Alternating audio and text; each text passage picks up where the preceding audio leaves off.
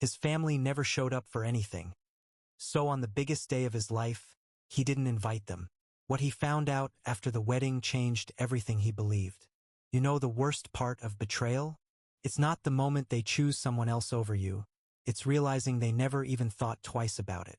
That's what I felt standing at the altar, staring out into a sea of unfamiliar faces, knowing the three people who were supposed to love me most weren't there. And for once, I didn't want them to be. Growing up, I used to think every family had a golden child, the one who could do no wrong, whose needs always came first, whose tears could freeze time while yours went unnoticed. And in our house, that was my little brother Neil. What started off as mild asthma when he was 7 somehow grew into this all-consuming excuse my parents used to miss out on every single milestone of mine, like a shadow that trailed me through every achievement, celebration, and heartbreak, reminding me I was always second place. I remember one day in particular. I was 12, standing on stage at our school auditorium, heart pounding, hands trembling, ready to perform a piano solo I'd practiced for months. My teacher said it was a piece that most kids twice my age wouldn't dare attempt, but I had pushed myself, wanting to make my parents proud. I had imagined their faces in the front row, maybe even tears in their eyes. But right before I stepped on stage, I got a text from my mom. "Sorry, Neil's not feeling well again. We're staying home tonight." That was it. No apology, no encouragement. Just a cancellation like I was a dentist appointment. Turns out Neil had a flare-up. But according to my grandma, he was fine, just playing video games when she called to check in. I played that piece with my eyes on the empty seat where my parents were supposed to be. The applause afterward felt hollow, like winning a race no one came to see. It became a pattern. 16th birthday? They vanished halfway through the day with the party cake in their trunk because Neil suddenly couldn't breathe. High school graduation. I was valedictorian, perfect GPA, hundreds of hours of part-time work just to help cover bills. And they bailed that morning because Neil had a panic attack over finals that weren't even until the next week. My friend's parents ended up taking me to dinner. They clapped when I gave my speech, and honestly, they felt more like family in that hour than my own blood ever had. By the time I got to college, I didn't expect help from them. I worked 2 jobs, weekends at a diner and late nights as a lab assistant. I slept in 3-hour shifts wedged between textbooks and lecture halls. And I did it all while Neil cruised through life with a college fund, doctor's notes, and a fridge stocked with whatever snacks his condition required. My parents said he needed more support. What they really meant was they didn't have anything left for me. When I met Jamie, everything changed. I didn't even know what it felt like to be celebrated until his family threw me a surprise party for my birthday. I cried. Not because of the cake or the decorations, but because someone had finally made an effort for me. Real, genuine effort. His mom hugged me like I mattered. His dad toasted to my achievements. His sisters remembered what I studied and asked questions like they actually cared. So when Jamie proposed, I knew there was only one way this wedding could go. I wasn't inviting my parents or Neil. That decision didn't come easy. I lay awake more nights than I could count, imagining my mom rushing out mid-ceremony, or Neil texting that he couldn't breathe during our vows, just to steal the attention like always. And this time, I wasn't going to let them. We had 80 guests. Jamie's folks were front and center, beaming like they'd raised me themselves. His dad walked me down the aisle. His mom helped me into my dress. His sisters were my bridesmaids, laughing with me like we'd grown up together. And for once, I looked out from the altar and didn't feel the sting of those empty seats. I felt peace, but peace didn't last. My cousin posted a photo of the reception online, and that's when the dam broke. My phone lit up with messages from my mother. "How could you do this to us? You've always hated your brother. You're punishing us for loving him more." My father said I'd humiliated them, that I had betrayed the family. But they never asked why I made that choice. Because if they had, I might have told them the truth. They weren't guests I forgot to invite. They were the ghosts I'd already buried. After the wedding, I tried to let things be. I didn't want to fight, didn't want to explain myself to people who never once bothered to understand me. But my parents didn't leave it alone. Within hours of that photo hitting social media, they made sure their outrage was loud and relentless. Voicemails, texts, even long Facebook rants where they painted me as this cold, Ungrateful son who cut off his family for no reason other than some long-harbored jealousy. But the worst part? None of it surprised me. See, when you're a kid growing up in a house like that, you learn early how little space you're allowed to take up. My brother Neil figured that out too, but he used it differently. From the time he got that asthma diagnosis, it became his ticket to everything. More attention, more gifts, more freedom, and the ability to blow up any moment that wasn't about him. And my parents? They handed him the keys. I used to think he didn't mean to. I used to believe that maybe he just had bad timing. But that illusion shattered in college when my cousin Kay told me something that stopped me cold. Neil had admitted in a drunken moment that most of his symptoms were exaggerated or completely made up. That he liked watching how quickly mom and dad dropped everything for him. That he liked seeing me squirm when they skipped out on something important to me. It was like a game to him. A game I lost every time. I didn't tell anyone that for years. I buried it, convinced maybe it was a lie or that Kay had misheard. But after the wedding, Kay called me again. She said she couldn't hold back anymore, not after seeing how far things had gone. She showed me messages, texts from my own mother planning to create a distraction at my wedding. This wasn't after they knew they weren't invited. This was before. She actually said in writing that she was worried Neil might need extra support on the day of my wedding and that she might have to leave early if something happened. They were planning to ruin my wedding before they were even excluded from it. When I read that, I felt like the floor opened up beneath me. All those memories came back in one brutal rush, the forgotten birthdays, the missed ceremonies, the solo dinners with other people's families while my own left me behind. And now, proof that it wasn't just chance or bad luck. It was calculated. It was a pattern. It was a system I was never meant to win in. Jamie was furious. He wanted to confront them. But I told him it wasn't worth it. People like my parents don't see manipulation when they're the ones pulling the strings. They just twist it into another sob story about how I abandoned them, how I turned my back on family. That word had been weaponized in our house so often it barely meant anything to me anymore. But the universe has a strange way of revealing truth when you least expect it. A few weeks later, I got an email from Neil. He'd been ignoring me since before the wedding. I figured he was too embarrassed or too angry or both. But the message I opened was something different entirely. It was long pages worth and it wasn't full of excuses.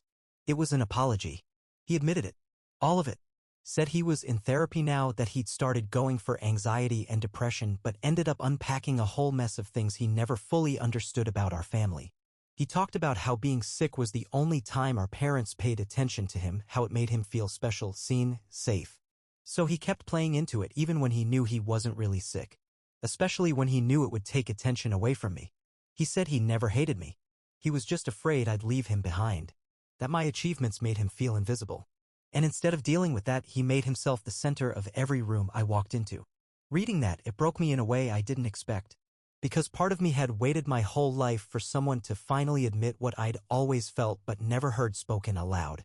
And the other part? The one still standing alone on that high school stage, scanning the crowd for faces that never came, that part felt like screaming. Because it wasn't just Neil who failed me. It was them. Our parents created the game. He just learned how to play it better than me. After reading Neil's email, I sat there staring at the screen for almost an hour, not sure if I felt vindicated, angry, or just numb. There was no dramatic music playing, no sudden weight lifted off my shoulders, just silence. The kind of silence that hits you when you realize someone's apology can't rewind the damage, it can only confirm that the pain was real. And man, I needed that confirmation more than I realized. Jamie read it too. He sat beside me, shaking his head, muttering under his breath.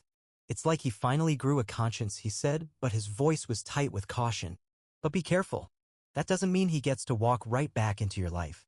He was right, of course. An apology's not a magic eraser. It's just a door creaking open, and it doesn't mean you're ready to walk through it. Neil said he'd been thinking about things ever since Kay showed him the texts from our mom, the ones where she casually tossed around the idea of making him sick on purpose during my wedding so people would remember what really matters. According to him, reading those words hit harder than anything his therapist had ever said. He told me that was the moment he realized he wasn't just playing a role for attention anymore, he was being used too. Like a pawn in a twisted little family play where no one got to be the hero, least of all me. He said he was done being the golden child if it meant being golden at my expense. He wanted to meet up, grab coffee, talk things out in person. And for a split second, I considered it. I mean, this was the same kid I used to build Lego spaceships with. The same brother I protected from bullies in elementary school, the one who used to sneak extra Halloween candy into my backpack because he knew Mom would ration mine if I didn't finish my chores. But that was before he became the reason I missed homecoming. Before he cried wolf one too many times and stole the spotlight from my science scholarship ceremony, my graduation speech, my career milestones. That was before I spent half my life believing I was unworthy because the people I needed most were always looking somewhere else. Still, the idea of rebuilding something with him stuck in my head like a song I couldn't turn off. A few days after Neil's email, Kay called again.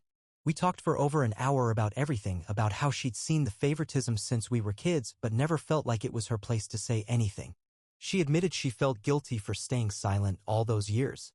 And I told her, you weren't the parent. You didn't know me that. But they did. That's what kept ringing in my ears every time I thought about what happened they owed me. Not Neil. Not Kay. Not Jamie. Them. The two people who told me they'd always be there, who preached about family values while consistently walking away from me the moment my brother said his chest hurt or his head ached or he just wasn't feeling up to it. The part one hadn't told anyone yet, not even Jamie, was that I kept a list. A physical list. In the back of one of my old notebooks, scratched out in red pen, every major moment they'd missed, every time I looked out into a crowd hoping to see their faces and saw nothing instead. There were 17 events on that list. 17. Birthdays, recitals, graduations, scholarship ceremonies, award dinners, even the day I defended my master's thesis. 17 moments where I was supposed to feel proud, celebrated, and instead walked away feeling invisible. I found that notebook a week after the wedding, packed in a moving box we still hadn't unpacked. Jamie and I were getting ready for the big move to Boston, his new position at a research institute, my job at a biotech firm, both of us finally getting a fresh start we'd earned brick by brick. But when I found that notebook, I just sat on the floor, legs crossed, flipping through the pages like I was reading someone else's life. 17 events. And not once had either of them shown up when it counted. Yet somehow when they found out through a cousin's Instagram post that they weren't invited to the wedding, they were the ones who felt betrayed. They said I cut them out. But the truth is they were never in.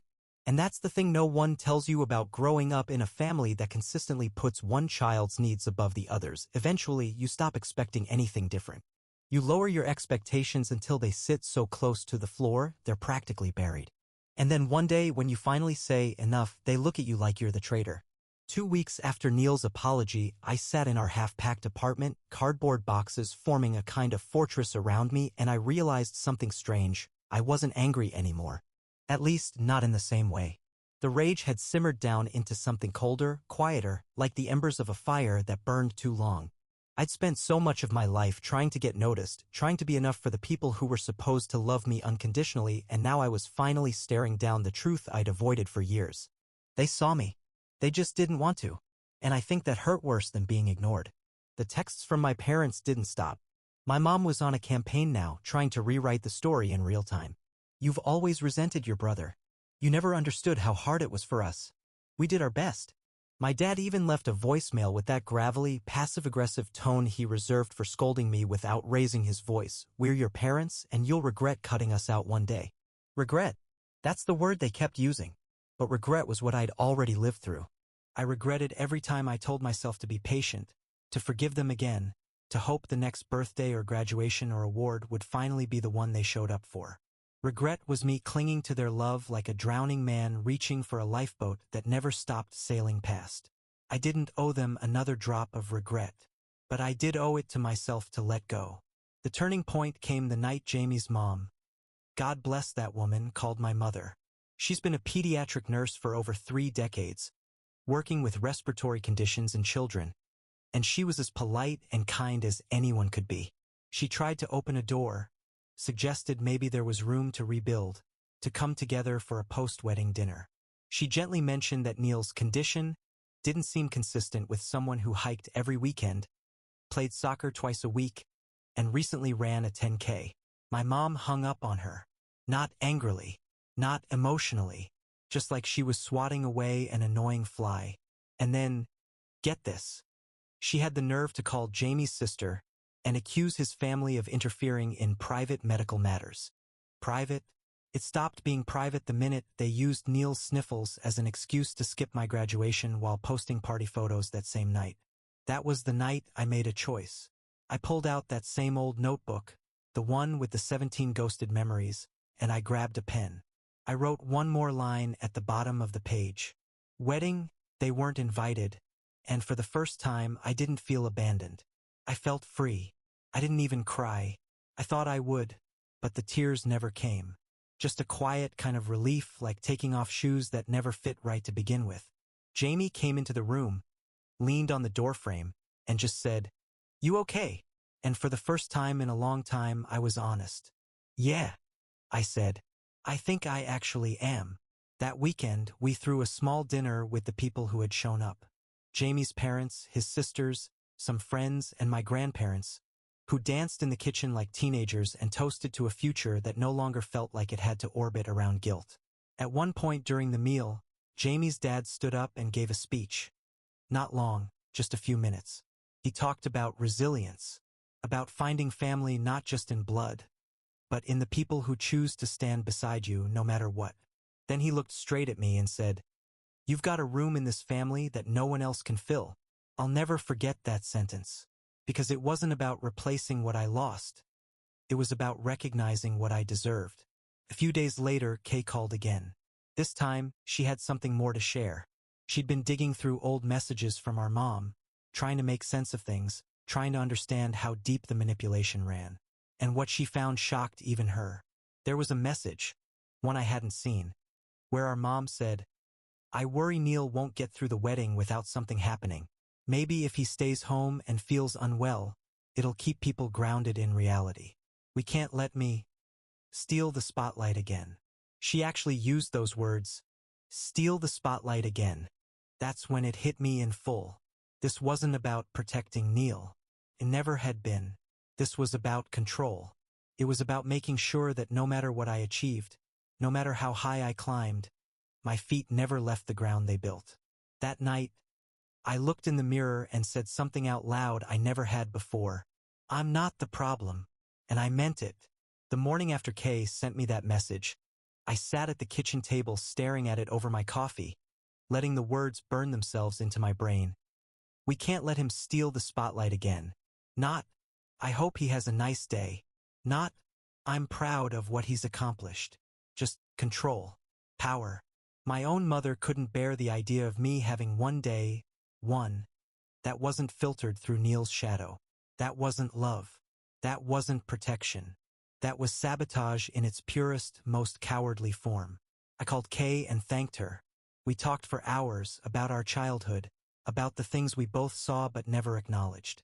She told me about the time I got accepted into a prestigious summer science program, and the same week, Neil supposedly sprained his ankle during a family picnic.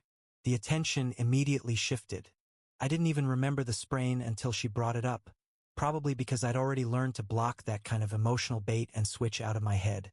She also told me something else, something I hadn't known at all, that the summer I didn't attend that science program, my mom had called it a good lesson in priorities, told the family that family always comes first, and that I was too ambitious for my own good, too ambitious, for wanting to attend a program that could have launched my academic career even faster, for wanting to be somebody. I guess ambition was only acceptable when it was Neil wanting a part-time job or applying to community college with Dad cheering like he'd gotten into Harvard. That same night, I told Jamie I wanted to reach out to Neil. Not to reconcile, not yet, but to meet, talk, face to face. I had questions he needed to answer in person and not just over email where he could edit, backspace, and soften the truth. We agreed on a coffee shop, neutral territory. Somewhere public, safe. I didn't tell my parents, didn't want them poisoning the well with more drama. Jamie offered to come with me, but I told him I needed to do it alone. There are some conversations you have to walk into as the person who lived it, not the person who survived it. Neil was already there when I arrived. He looked older than I remembered, bags under his eyes, nervous energy in his hands, tapping the table like he was drumming out a confession he hadn't quite memorized. When he saw me, he stood, awkward smile plastered on his face. "Hey," he said, voice quieter than I expected. "Hey," I replied, sitting down across from him. "Let's not pretend this is normal." He nodded, eyes dropping to his coffee. "Fair." There was a long pause, the kind where the air feels heavier than the words you're about to say. Finally, I leaned forward. "Why?" I asked. "Why did you do it for so long?" He took a breath, the kind you pull from deep in your chest when you're about to say something ugly. Because I didn't know how else to matter to them, he said. At first, I really was sick. The asthma, the panic attacks, it started off real. But the way Mom and Dad reacted? It was like flipping a switch. The second I said I couldn't breathe, they dropped everything. They looked at me like I was the most important person in the world. And I got addicted to that. He looked up, shame written in every line of his face. And when you started doing well, like, really well, I got scared. I knew I couldn't compete with you on anything real. So I used what I had. I leaned into the one thing that always worked, being sick. He paused, then added, and every time they picked me over you, it felt good for a second. Until it didn't. I sat there, arms folded, trying to feel angry, trying to stay bitter. But honestly, I just felt hollow. You know what the worst part was? I said. It wasn't even losing their attention. It was starting to believe I didn't deserve it in the first place. He winced like I'd slapped him. I know, he said. I can't undo what I did. I can't give you those years back. But I'm trying to do better now. I've started looking for full-time work. I told Mom and Dad I'm moving out, getting my own place. I've got a long way to go, but I'm trying to break out of whatever this mess is. I nodded slowly. Good. I hope you mean that. He leaned in a little. And for what it's worth, I think you made the right call. Not inviting us. If I'd been there, I probably would have ruined it. Even if I didn't mean to. That honesty? It stung. But it was the first honest thing he'd said to me in over a decade.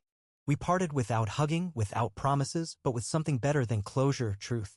And that night, I told Jamie everything. He listened without interrupting, then pulled me in close and said, whatever you decide next, I've got your back. And for once, I believed it. Because after a lifetime of fighting to be seen, I finally realized the most important thing. Being understood by someone who chooses you over and over again is worth more than being seen by people who never did. The strange thing about truth is that once it's out in the open, it doesn't just live quietly in your head, it starts pulling at everything else you thought you understood. After I met with Neil, that single conversation became a kind of anchor. Everything I'd pushed down for years started floating to the surface, things I didn't even realize I'd buried. Resentment, yes, but also a deep grief for the version of a family I'd wanted so badly but never really had. That night, I found myself scrolling through old photos, birthday parties where I was in the corner of the frame, science fair ribbons I held up proudly to a room that barely looked up. Christmas mornings where Neil was opening half the living room while I sat with 2 packages, one from Grandma, one from the clearance bin. It wasn't just favoritism. It was erasure. Jamie saw me staring at one photo for too long and came to sit beside me on the couch. It was a picture of my 17th birthday, the one where my parents took off with my cake because Neil had a stomachache that turned out to be gas. In the photo, I'm holding a grocery store cake my grandparents grabbed last minute, smiling like I wasn't dying inside. Jamie didn't say anything. He just took the photo, set it aside, and said, "We can burn that later if you want." We laughed, but not the kind of laugh that heals. The kind that lets pain slip out in pieces. A few days later, I got the voicemail. My father. His voice wasn't angry this time. It was cold. Measured. He said he'd heard about my meeting with Neil, must have come from Mom, or maybe Neil tried to talk to them again, I don't know. But what he said next made my blood run cold. I hope you're satisfied. Your brother's a mess. Your mother hasn't slept. And you? You've torn this family apart because you couldn't let go of a little jealousy. I raised a son who thinks attention is love and a daughter who thinks accomplishments make her better than everyone else. Congratulations. Then he hung up. No mention of the wedding. No apology. No curiosity about the truth Neil had finally admitted. Just blame. A neat little pile of guilt wrapped in his voice, like it was always my fault for not being easy enough to forget. That was the moment the last mask cracked. Not Neil's. Not mine. Theirs. I'd always imagined my parents as flawed but well-meaning. People caught in a cycle of bad choices, maybe even blinded by fear for Neil's health. But now, hearing that voicemail, reading those old texts from my mom, watching how they dismissed everything and clung to their version of events, I saw them clearly. They didn't love equally. They loved conveniently. And I had never been the convenient child. I didn't respond. I muted their numbers. Jamie asked if I wanted to change mine completely, but I said no. I wanted to keep the line open, not for them, but for me. Because every ignored text, every silent call was another reminder that I was choosing myself now. Not them. We left for Boston a week later. Packing up that apartment felt like walking out of an old skin. I kept only what mattered, my research, my books, the letters from Jamie tucked into drawers when we first started dating. The notebook with the 17 missed milestones? I brought that too. Not as a weight. As a record. A ledger of what I survived. Our new place in Boston was small but perfect. Quiet. The kind of quiet that didn't feel heavy but peaceful. I started my job at the biotech firm. Jamie dove into his research position, and for the first time, our life didn't feel like something we were building in the shadows of someone else's needs. A few weeks in, I got an email. Neil again. This time shorter. He'd moved out. Got a studio apartment in a not-so-great neighborhood, working at a marketing agency full-time. Said he told our parents that unless they acknowledged what happened, really acknowledged it, he was going to keep his distance too. They're not speaking to me now, he wrote. But it's the first time I felt like I'm living my own life. I stared at those words for a long time, because I knew exactly how that felt. He ended the message with, I hope someday we can sit down again. As brothers. No guilt, no lies. Just us. I didn't reply right away, but I didn't delete it either, because maybe there was something worth salvaging. Maybe not now, maybe not soon. But when someone breaks out of a cycle you both barely survived, that's not something you ignore. It's something you carry. Carefully. Honestly. Quietly. Just like healing. Boston was colder than I expected that first fall, but the kind of cold that wakes you up, sharp and clean, not the suffocating kind that creeps in behind your ribs like it used to back home. Jamie and I fell into a rhythm, early mornings, late nights, research papers, grant meetings, and quiet dinners where we didn't have to explain ourselves or tiptoe around hidden landmines. Life wasn't perfect, but it was ours, and for the first time in years I didn't feel like I had to apologize just for existing. And then 3 weeks after Neil's email, I got another message, but not from him. It was from my aunt, my mother's older sister. The subject line just said, "You deserve the truth." I almost didn't open it. Thought it might be another backhanded attempt at guilt or a lecture dressed up as concern. But curiosity won. And what I read inside hit harder than I could have braced for. She started by saying she didn't want to interfere, but that after everything that happened with the wedding, she'd gone back through years of conversations, messages, even family group chats, and started connecting dots she'd ignored for too long. She admitted she'd always seen how my parents favored Neil, but she thought it was just because he was more delicate, as my mom used to put it. But what she hadn't known, and what she now shared with me, was that there were moments even she had been manipulated into playing along. One of those moments? My homecoming. I thought I'd been left alone because Neil had a sudden stomach issue, something my parents insisted was a potential appendix emergency. But my aunt told me a different version, that Mom had told her Neil felt anxious because I was going to be in the spotlight that night and he just couldn't handle it. That she didn't want to leave him home alone. Not when he's feeling this fragile. She told me that after that night, she'd asked how the hospital visit went. Mom just shrugged and said, "False alarm. Probably nerves." False alarm. That's what they called the night I sat alone in a dress I bought with my own money, waiting for a ride that never came. The night I missed standing on stage with my classmates. Missed hearing my name. Missed feeling like I mattered. Just nerves. Just one more night sacrificed to Neil's endless pit of invisible needs. And that wasn't the only one. My aunt went on to list other times. Family vacations where I was told there wasn't enough room or budget for me, but where Neil somehow got upgraded seats or his own hotel room. Dinners where my achievements were cut off mid-sentence so Mom could brag about Neil joining a local gym. It wasn't favoritism anymore. It was a full campaign of erasure. And everyone around us, even the ones who saw it, had stayed quiet. "I'm sorry," she wrote. "I don't expect forgiveness, but I couldn't stay silent anymore. You deserved better. You still do." I sat there with my laptop open, jaw clenched, hands shaking not with anger, but with clarity. Because I wasn't crazy. I wasn't overreacting. My memories weren't warped by resentment. They were accurate, right down to the hollow feeling in my chest every time my voice got smaller around my family. When Jamie came home that night, he found me in the kitchen, staring into space. "You all right?" he asked. I handed him the laptop and let him read for himself. He didn't say anything at first, just sat beside me and wrapped an arm around my shoulder like he was holding broken glass he didn't want to drop. Then he said the thing I didn't know I needed to hear. "They can't take anything from you anymore." It was simple, but it landed deep, because that was the truth, wasn't it? My parents and Neil had taken enough. My wedding day, my accomplishments, my childhood. But not this. Not my home. Not my career. Not the life I had rebuilt with Jamie in a city where no one knew the old me. The second-class son, the backup plan, the silent sibling who learned to vanish so someone else could shine. A few days later, I responded to my aunt's email. I thanked her not just for the apology but for naming it, for not dancing around it like everyone else had. She replied within hours, said if I ever wanted to come back home to visit, she'd love to have dinner. Just us. No pressure. No expectations. Just family, the kind you choose, not the kind you survive. I haven't decided yet, but it felt good knowing the door was open. Later that week, Jamie and I had dinner with some colleagues. We were talking about childhood and someone asked about siblings.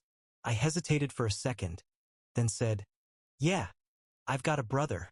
I didn't say more, didn't launch into the history, just left it there, because I'm still figuring out what kind of brother Neil will be from here on out. But I am certain of what kind of man I want to be, one who stops handing out pieces of himself just to be seen. And that night, as Jamie and I walked home under a quiet Boston sky, hand in hand, I realized something that stopped me cold. I no longer felt like a boy trying to win his parents' love. I felt like a man who no longer needed it. The first snowfall in Boston came earlier than expected that year, blanketing the sidewalks in a soft hush that felt almost symbolic, like life itself was giving me space to breathe. I stood at the window of our apartment, coffee in hand, watching the flakes swirl in slow motion while Jamie sat at the table behind me, tapping away on his laptop. It was peaceful, steady, and in that moment, I realized something I hadn't felt in years: safety. Not just physical safety, emotional safety, the kind that doesn't require bracing for the next guilt trip or dodging passive-aggressive phone calls. The kind where silence doesn't feel threatening, but earned. A week before Christmas, I got one last message from my father. It was short, barely a paragraph. "We heard you're in Boston. Your mother's not doing well. She misses you. I suggest you reach out before it's too late. Family doesn't stay broken forever. But if you don't come around soon, you may not get another chance." It didn't say anything about what they had done. No mention of the wedding, of the years they ignored me, of the things they allowed Neil to do, or the way they made my milestones feel like background noise in someone else's story. Just another attempt to reel me in with fear, like they were still holding the script and expected me to play the obedient son one more time. I didn't respond, because the truth was, I'd already said my goodbye. Not in words, not even in some dramatic confrontation, but in the choices I made when I didn't look back, when I let myself laugh at dinner with Jamie's family, when I danced at my wedding without scanning the room for the people who never came. I said goodbye every time I opened my mouth to talk about the future instead of begging someone to recognize my past. I told Neil about the message. We'd been talking more slowly, carefully. He had visited once, stayed in a cheap motel a few blocks away, and we walked along the Charles River just talking like regular people. Not like soldiers from opposing sides of a long war. Just brothers.